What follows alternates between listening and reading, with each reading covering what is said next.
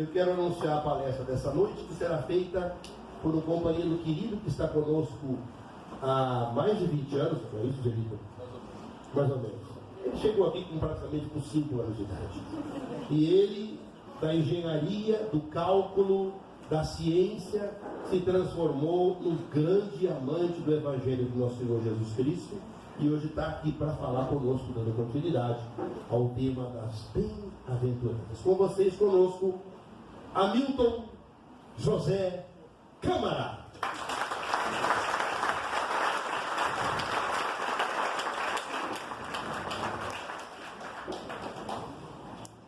Boa noite a todos. Como o Henrique disse, o curso começou na terça, né?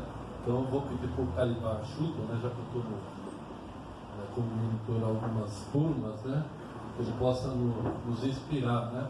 E aos benfeitores, aos amigos espirituais se prepararam, estarão aqui já com antecedência prévia para receber cada um de nós. E que eu possa passar a mensagem do Evangelho com tranquilidade, com serenidade, com verdade, que vocês também possam receber da mesma forma. Quando alguém me convida para fazer uma palestra, para mim é muito difícil, porque não sou palestrante. Não fiz curso de oratório em lugar nenhum, só de observar as pessoas e de ler o Evangelho, e aprendi com o pessoal aqui todo, né? Então o Evangelho sempre é para quem fala. O primeiro sou eu, porque meus ouvidos são os mais próximos da minha boca. E para vocês, qual o livro que eu trouxe? Manual Prático de Locação, Teoria e Prática. Não era isso que era para falar hoje? Não, né? Já das bem-aventuranças, né? Eu peguei esse livro aqui aleatoriamente ali fora. Por que eu peguei esse livro? Porque quando você pega um livro, quem está acostumado a ler, aí você, olha lá, Manual Prático de Locação e tal, e você vai ver quem é que escreveu o livro. Aí está aqui, Gabriel José Pereira Junqueira, advogado, militante na área imobiliária, fala da profissão, uma série de coisas, os cursos que ele fez, se ele é MBA, se é pós-graduado, não sei o que. Aí me convido para falar sobre a bem-aventurança. Quem é que falou sobre as bem-aventuranças? Será que todo mundo sabe quem foi Jesus? Porque os muçulmanos falam que Jesus foi um profeta. Na Igreja Católica tem uma outra denominação. Cada religião tem uma denominação para Jesus. E nós, espíritas? Então, para que eu fale sobre as bem-aventuranças, eu tenho que primeiro falar sobre quem é que veio anunciá-las.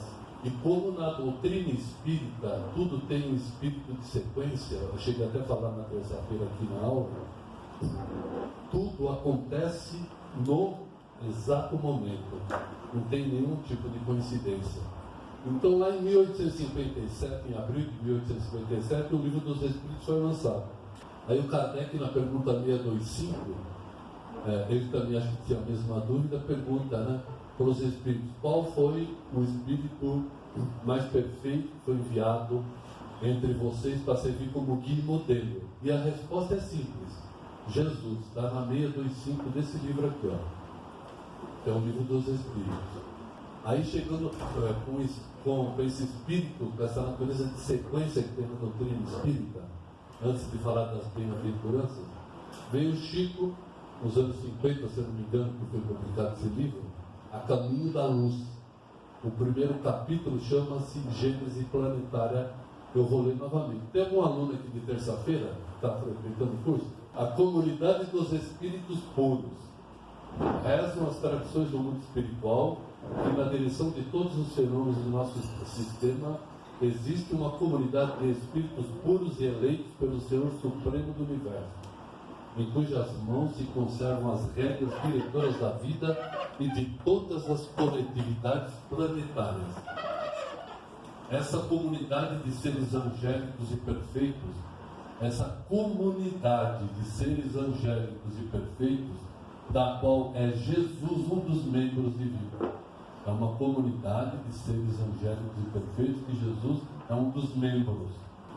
Apenas já se reuniu nas proximidades da Terra para a solução de problemas decisivos da organização e da direção do nosso planeta por 2 vezes no curso dos milênios conhecido. Está falando que essa comunidade de espíritos puros se reuniu 2 vezes. E Jesus era um desses espíritos.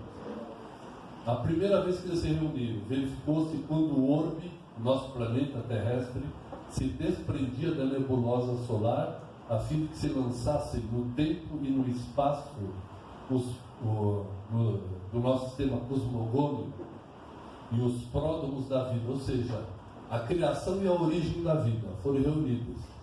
Então Jesus é o responsável pela criação do nosso planeta e por criar todas as condições necessárias e suficientes para que a gente pudesse evoluir ou progredir. E então, os cientistas, né, fizeram um estudo aí que parece que o planeta tem mais ou menos 5 bilhões de anos. Jesus já era um espírito perfeito há 5 bilhões de anos atrás. Ou seja, Jesus era um ET. Ninguém sabia, né? Teria procurando ET. O maior ET que existe é o Cristo.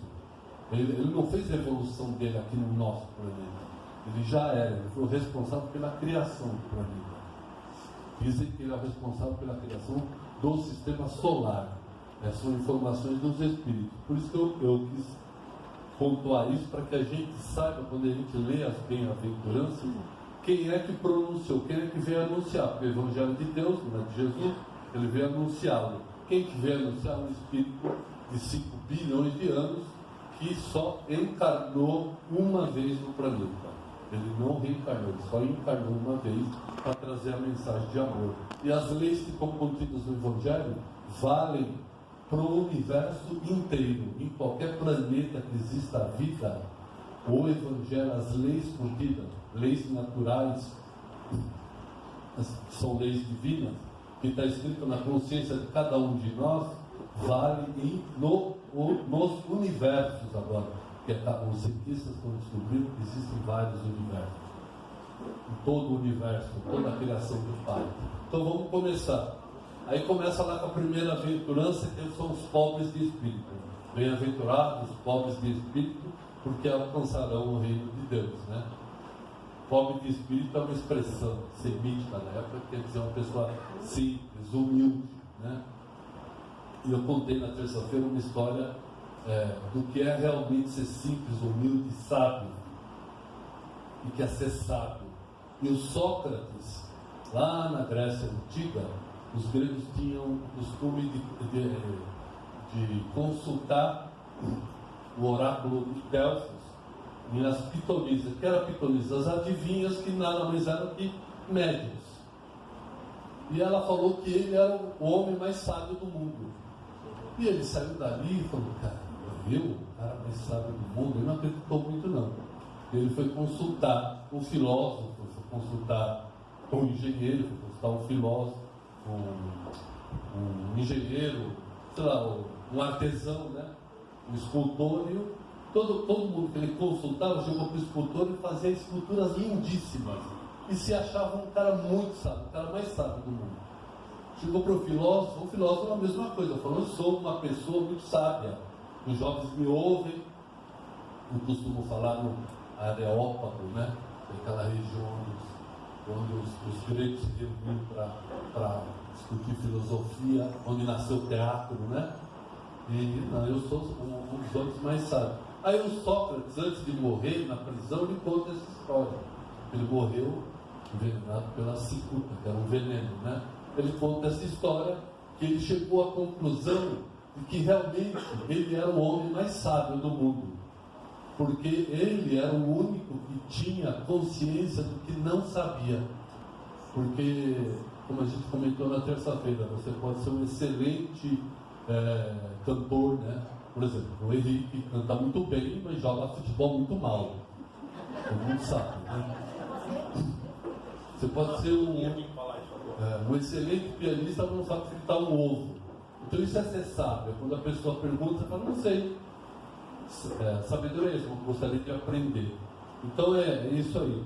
Depois, bem-aventurados os aflitos, porque eles serão consolados. Quem é o consolador? Quem vocês acham que é o consolador? Quem que a doutrina espírita traz falando que é o consolador prometido? A gente vai lá primeiro para o Evangelho, em João 14,16. E eu rogarei ao Pai, Jesus falando, e Ele vos dará outro Paracleto. Isso aqui está no livro do Haroldo, na tradução do Haroldo. Paracleto é o enviado, né? A fim de que esteja convosco para sempre, o Espírito da verdade, que o mundo não pode receber, porque não contemplou nem o conhece. Vós o conheceis, porque permanece junto de vós e estará entre vós. Ou seja, a doutrina espírita, os espíritas que se manifestam, dizem que o consolador prometido é a própria doutrina espírita, que é baseada na religião, na ciência, na filosofia, né? E nada mais, acho que nada mais consolador do que você saber que uma pessoa que foi embora, que partiu, que você ama, que um dia você vai poder estar junto novamente, vai poder exercer um outro tipo de papel juntos, né? Para quem perdeu um filho, um pai, uma mãe, né? Um ente querido, né? Isso é o grande consolador. E as bem-aventuranças, como o Henrique falou a semana passada, às vezes não é nem para essa vida, é para uma vida futura. Jesus sempre está falando no reino de Deus. O reino de Deus está dentro de cada um de nós, né? E nos 4 evangelhos, existem 4 evangelhos, né? Mateus, todo mundo já sabe aqui, né? Marcos, Lucas e João. Dos 4, 2 não conheceram Jesus, não conviveram com ele. E eu fiz uma pesquisa uma vez, houveram 39 curas, salvo engano, 39 curas. Eu até relacionei algumas aqui. Jesus realizou cerca de 39. Cura pela imposição das mãos, cura à distância, que é o servo do centurião. Senhor, não sou digno que entreis na minha morada, mas dizei uma só palavra e meu servo será curado. É uma passagem evangélica. A cura à distância. Cura do cego, cego de Jericó, cura de paralítico, levanta, que pega a tua cama e anda. Era uma cura instantânea, né? A cura dos leprosos, né? 10 leprosos, um só voltou, né? Exemplificando a gratidão, de 100% só 10%. Um em 10 é 10, e voltou para agradecê-lo, né? A cura da mulher que tinha um fluxo de sangue, né? Que sangrava, né? Que tocou a orla do vestido de Jesus, que tem uma história toda que eu não vou falar. E no livro A Gênesis diz que fé, Jesus fala que a fé dela que a curou. Uma mulher enferma não podia tocar nenhum homem, quanto mais um homem, um rabi, um homem santo. Na época não podia nem conversar com o homem, quanto mais tocá-lo, a não ser que fosse um familiar, né? E ela falou que a tua fé te salvou. E na Gênesis está escrito que fé não é virtude mística, é força de atração. Você é você com você mesmo. Você é que atrai as coisas boas para você, através de você próprio. E Jesus, de todas as curas, ele jamais falou que ele curou alguém. Ah, curei você. Não, nunca ele curou. Sempre ele falou que a pessoa que fez a parte, a tua fé te curou, levanta-te, anda, vai, não peques mais. E eram chamados milagres, né? Milagre pode ter uma série de significados, coisa assim fora do normal, né? Que nós comentamos na terça-feira, né? Qual foi o maior milagre que Jesus fez? O milagre que a gente sabe que milagres é manipulação de fluidos. E qual foi o maior milagre que Jesus fez? O maior milagre que ele fez foi o milagre da cruz. Porque quando ele deixa o corpo dele lá, que ele surge, reaparece, primeiro para Maria de Magdala, depois para os discípulos, primeiro em espírito, depois ele se materializa, ele está dizendo que nós somos espíritos imortais numa experiência de carne. Esse foi o maior milagre que ele fez. Estou dizendo tudo isso porque a gente tem que ter essa aflição tem uma origem. A nossa falta de conhecimento, mais a nossa ansiedade, mais a nossa aflição causa dor. É uma equação. Falta de conhecimento, mais ansiedade, mais aflição igual a dor. E você acaba sofrendo, né? Por isso que o Kardec falava espíritas amai-vos, mas espíritas instruídas. Ou seja, estuda, lê. Não é só doutrina espírita, você tem que conhecer de um modo geral tudo, para que você seja um conduto ideal na mão da espiritualidade. Se você se propõe a trabalhar numa sala de passe, você não sabe o que é um centro de força, meu, dá licença, cara. Aí atender as pessoas lá na porta. É assim que funciona. Simples assim, né? Tenho-vos falado dessas coisas para que tenhais paz em mim. No mundo tereis provações, mas animai-vos, eu venci o mundo. É o Cristo falando. Bem-aventurados os mansos. Que eram mansos? Brando, pacífico, gentil, dócil. Ser manso não é ser morno. Está lá em Apocalipse. Por que o João falou em morno? Ele estava falando para uma cidade que 2 outras cidades eram vizinhas. E haviam aquedutos, que os romanos eram muito inteligentes. Um aqueduto tinha uma água muito fria, que era água potável para se beber. A outra era uma água muito quente, que ela tinha propriedades curativas. Então ele estava dando exemplo daquela cidade que você não pode ser morno. Você não pode estar no meio, ou você é quente ou você é frio. Ou seja, no trabalho do bem não existe neutralidade. Ou você trabalha para o bem, ou você contribui para que o mal cresça. Ah, mas como assim? Eu não faço trabalho nenhum em nenhuma casa. Não estou falando que você tem que ser religioso para frequentar nenhum centro. Você pode trabalhar para o bem dentro da sua casa. O primeiro lugar é dentro da sua casa, na sociedade, no seu trabalho. É assim. Agora, você quer exercer um trabalho espiritual, tem outras responsabilidades, né? Não tem neutralidade. Ah, quando eu ficar rico, eu vou ajudar. Quando você ficar rico, vai ajudar, você está contribuindo para que o mal cresça.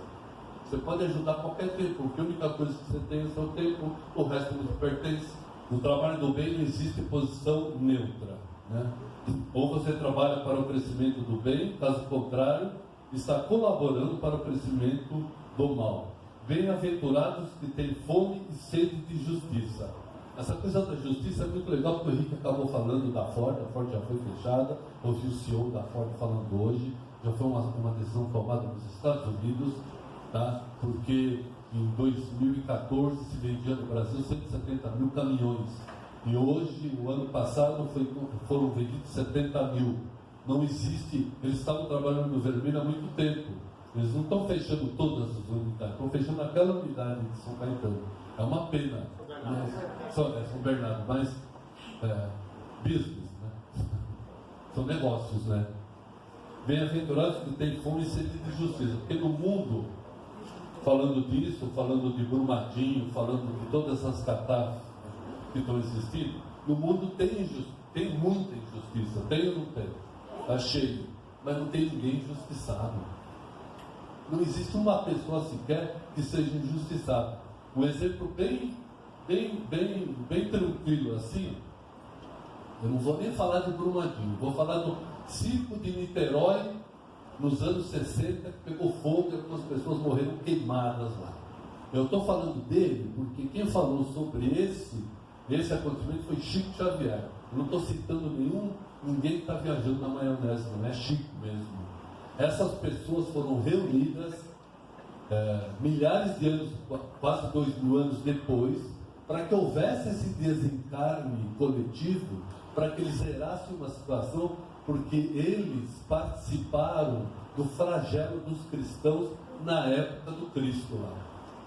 Veja bem, não significa que essas pessoas não tenham reencarnado várias e várias vezes. Com certeza reencarnaram para tratar de outros problemas, outras questões que tinham que ser lidadas. Mas a espiritualidade precisou de 2000 anos para que aqueles espíritos estivessem juntos, morando na mesma localidade, lá em Niterói, para que morressem no circo, não porque Deus apontou o dedo para ninguém, porque Deus é amor. A lei reencarnatória é lei de amor, é lei de oportunidade. É porque os próprios espíritos pediram para que viessem juntos, para que desencarnassem daquela maneira e zerassem aquela situação que eles viveram há 2000 anos atrás. Olha como a espiritualidade trabalha. Aí tem gente que fala, não, vou deixar para a próxima encarnação. É muito difícil às vezes. Na próxima, você se reunir com o seu adversário, talvez leve alguns séculos. Então é melhor zerar agora. Por isso que está lá no Evangelho. É melhor você caminhar com o seu adversário agora. E o André Luiz fala uma coisa, que o seu adversário de hoje, na maioria das vezes, é seu benfeitor amanhã. Porque quem é seu adversário não é inimigo, adversário não é aquele que passa, não é aquele amiguinho que fica passando a mão na sua cabeça achando que você é a última bolacha do pacote. Delito, você mostrar o que está falando, com licença. Há alguns minutos na nossa sala de paz, nós tivemos uma cena muito bacana, muito marcante. Um espírito que veio já há algum tempo, faz meses que ele apareceu, ano 17 ou 18, não me recordo agora. Ele perseguia uma criança que estava sendo tratada na sala, está sendo tratada até hoje. E ele veio revoltado, tinha perdões, etc. E ele chegou depois de algum tempo, a gente foi conversando, os espíritos foram doutrinando no mundo espiritual, até que ele mudou de atitude. Depois que ele mudou de atitude, ele voltou e falou: eu quero conversar com a menina. Falamos com a mãe, falamos com a própria menina, é assim, emocional, claro, eu quero conversar assim. E hoje isso aconteceu. O médium veio para trabalhar, normalmente, a criança veio, estava a mãe dela presente, e ele chegou, pegou nas mãos dela e falou: olha, você não vai lembrar quem eu sou. Não sabe quem eu sou. Mas eu sei quem você é. Sei o que aconteceu.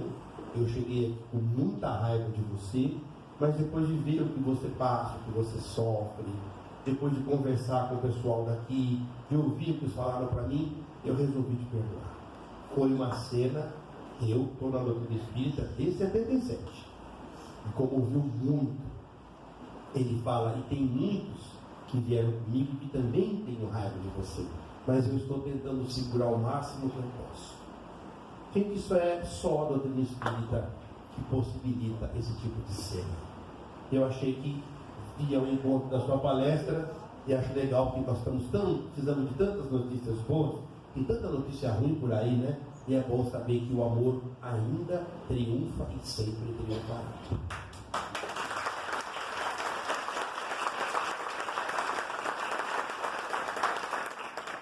Além disso, né, o contágio do mal, como diz a espiritualidade, é passageiro. Essa é a frase do Bezerra. E não existe nenhum. Tem muita gente falando em regeneração do planeta. Né? Nossa, porque o planeta, data limite. Nossa, já viu o Pinga-Fogo umas 10 vezes, né? O Chico nunca falou nada daquilo. Nada daquilo. O Chico falou do terceiro milênio, são 1000 anos. Não existe transformação do planeta que não passe por cada um de nós. Se a gente não se transformar, como que o planeta vai se transformar? Ou aqui ou em outro planeta a gente vai. Então esquece. Tem gente ganhando dinheiro com isso. Bem-aventurados os limpos de coração, porque eles verão a Deus. Limpos de coração, puros de coração. Quando você é puro de coração, seja qual for a situação que você esteja vivendo, você consegue enxergar lições grandiosas para o seu crescimento como ser humano. Ver a Deus é ter a sensibilidade de se colocar no lugar da pessoa que necessita de sua colaboração. Só não se esqueça de você mesmo. A gente está muito acostumado a cuidar dos outros, mas da gente a gente não cuida, né? A gente precisa se apresentar, olha para o espelho e fala: muito prazer, como que você vai? Tá bom? Tá mal, hein, cara? Desanimado, tá para baixo? Em Mateus 6, 22, 23, falando sobre bem-aventurados do coração, né? A candeia do corpo é o olho. Portanto, se o teu olho for simples, teu corpo inteiro será luminoso. Porém, se o teu olho for mau, teu corpo inteiro estará em treva. Portanto, se a luz que há em ti é treva, quão grande é a treva? Então, combata as trevas interiores. Legal que as pessoas que conseguem se iluminar, como alguns espíritos, né? Quanto mais ele se ilumina, mais ele atrai pessoas para ele, né? Quem que não gostava de ficar do lado de Chico Xavier? Quem será que não gostava de ficar do lado de Manhattan no Gandhi? Por que será que as pessoas... por que será que as pessoas rodeavam tanto Jesus, né? Centenas, milhares de pessoas, né? Como no Sermão do Monte lá. Bem-aventurados os misericordiosos, porque receberão misericórdia. Misericordioso é compassivo, piedoso, que usa de misericórdia, aquele que perdoa o mal que lhe fazem. Aí Mateus Eu sempre falo do Evangelho, porque a Ângela fala que a gente tem que falar do Evangelho. E eu acho que as pessoas têm que falar mais do Evangelho e das passagens do Evangelho. Se Jesus é nosso guia e modelo e veio anunciar o Evangelho, a gente tem que falar do Evangelho. Sempre fazendo um link com a doutrina espírita que nos ajuda a entender melhor o Evangelho. O meu objetivo aqui é esse. Adoro as crianças, que as crianças são bacanas, a gente ajuda da melhor forma, mas primeiro, se eu não mudar, não vou ajudar ninguém. Nem criança, nada, nem passo eu vou conseguir dar. Mateus 6, 9 e 13. Perdoa-nos nossas dívidas, como também perdoamos nossos devedores. Se alguém isso é muito bom, porque eu assisti uma vez um seminário do Divaldo Pereira Franco falando sobre perdão. Aí até sugeri para a Ângela que em maio o tema seja perdão.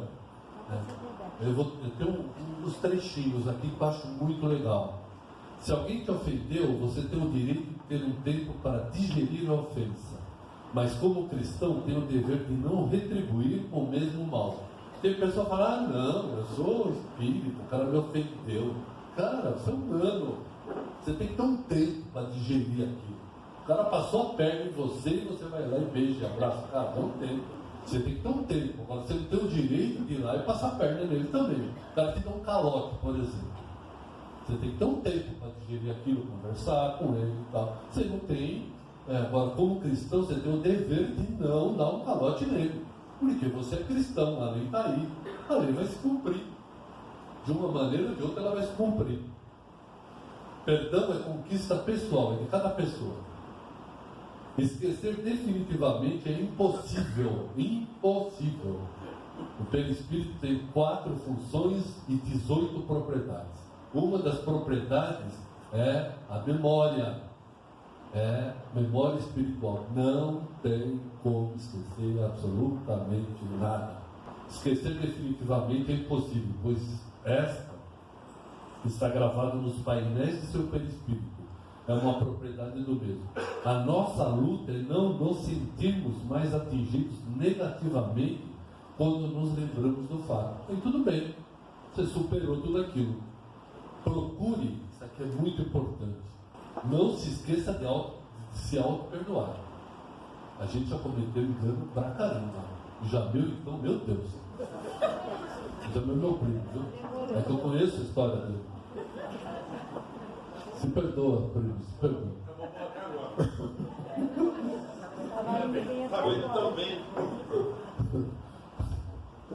O mais importante está aqui, ó. Procure não comentar com todas as pessoas a respeito da ofensa recebida. Sabe por quê? Amigos que a gente tem são muito poucos. Aí você comenta, sabe aquela pessoa que encontra você, comenta com qualquer pessoa, aquela pessoa fez isso, fez aquilo. Aí o outro, coitadinho, você não merecia. É mentira. Mentira da pessoa. Ela não está sentindo absolutamente nada, ela está se lixando do que está acontecendo. Um amigo não.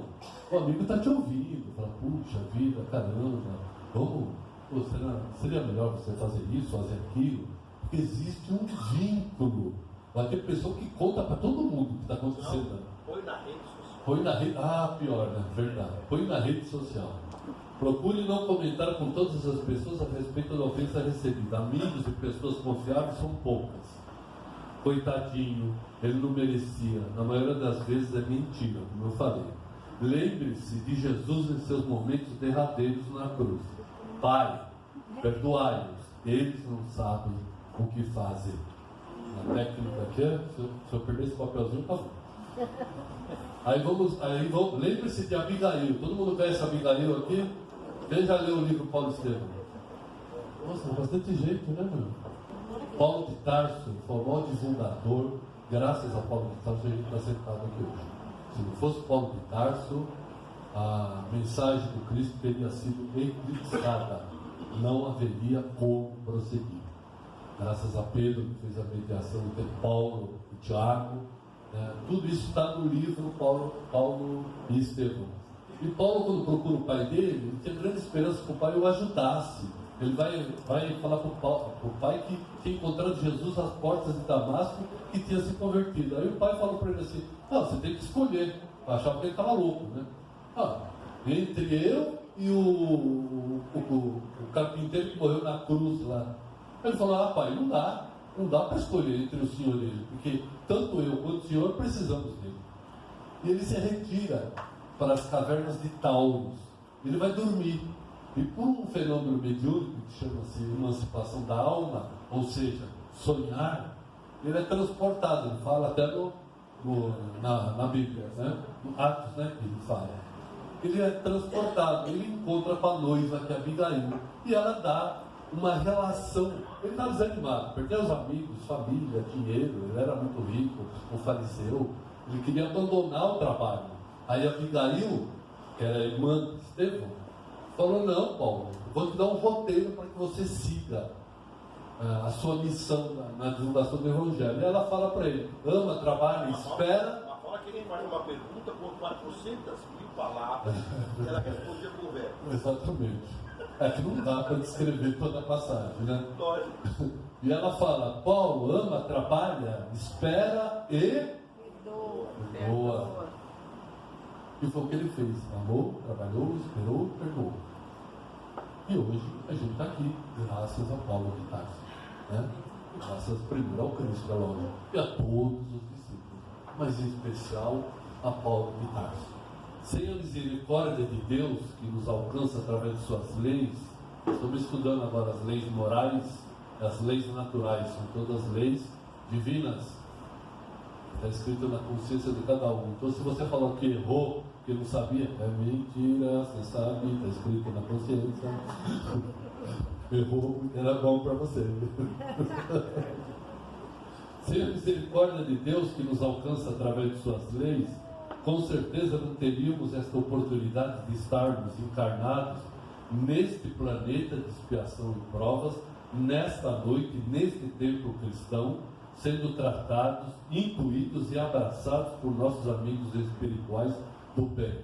Deus é misericórdia, Deus é amor. Se você vem no templo, não se esqueça de levar o templo para casa.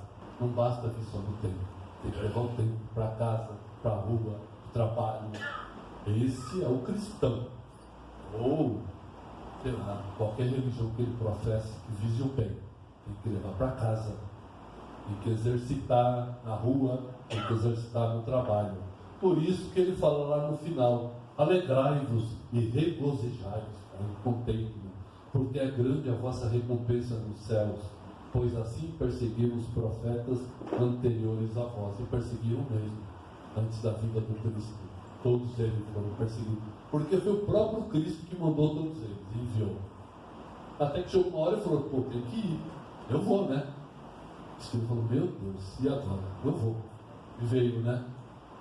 Foi crucificado, foi humilhado, cuspido, não entendido.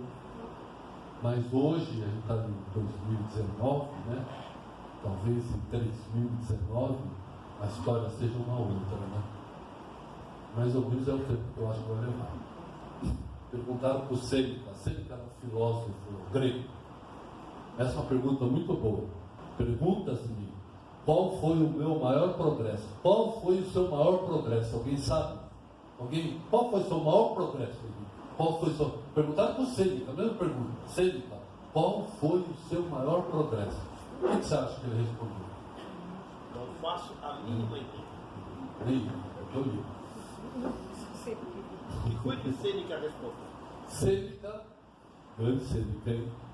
Comecei a ser amigo de mim mesmo, porque nós somos inimigos de nós mesmos, né? Quando começa o ano, né? Não, esse ano eu vou me dedicar, eu vou ler, vou estudar, eu vou, sei lá, fazer um curso de yoga, eu vou fazer isso, vou viajar mais. Não dá, né?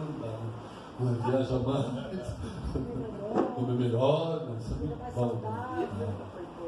É aquela coisa do essencial, do necessário e do supérfluo, sempre com equilíbrio. O essencial a gente não pode esquecer, que é cuidar do nosso espírito imortal. Isso a gente não pode esquecer nunca.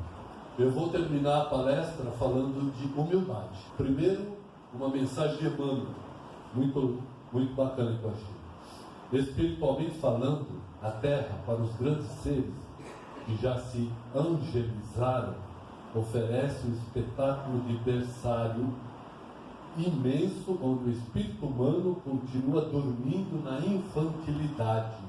Ou seja, está falando que nós estamos dormindo ainda, na infantilidade, que lhe caracteriza a evolução iniciante.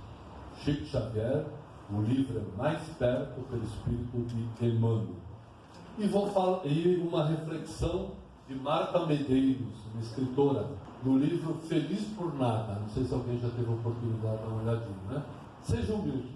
Pare de interpretar o papel de um super-herói invencível, pois você é fraco, erra, se engana, explode e faz bobagem. Perdoe-se, que é o que bons amigos fazem. Perdoa. O amigo sempre perdoa. O cara pisa na bola com você, então vai tomando uma cervejinha junto. Quem nunca errou? Quem nunca errou, né? Tenha bom humor, graças a Deus. Por pior que seja a situação, você tem que rir de você mesmo. Rir da situação que você está passando. Porque às vezes a gente passa com uns perrengues, né? E quando a gente sai, né, que a gente viaja junto, a gente ri muito, né? Muito. A gente ri bastante. E faz muito bem para a gente. Quando a gente está junto, aqui, quando está junto, vai tomar uma cerveja, alguma coisa assim, né? A gente sempre ri bastante, né? Tenha bom humor, pois sem ele não há chance de sobrevivência, sobretudo diante das nossas dificuldades e dos momentos em que as coisas fogem totalmente do nosso controle.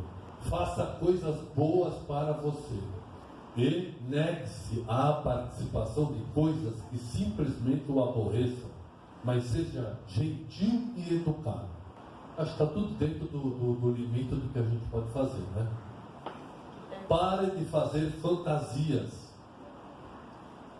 sentir-se perseguido, neurotizar relações, comprar briga por besteira, maximizar pequenas chatices. Salve-se dos seus traumas de infância, quem não os tem. Acho que não tem uma pessoa que não os tenha, né? Não esqueça jamais o que disse Jesus: eu sou o caminho, a verdade, a vida. Isso foi o Cristo. Para terminar, Jesus é nosso guia e modelo. Procuremos imitá-lo em nosso dia a dia. Sozinhos, vamos até mais rápido. Com Jesus, iremos bem mais longe. Bem-aventurados os pobres de espírito, humildes e simples, porque herdarão o reino de Deus. Obrigado, boa noite.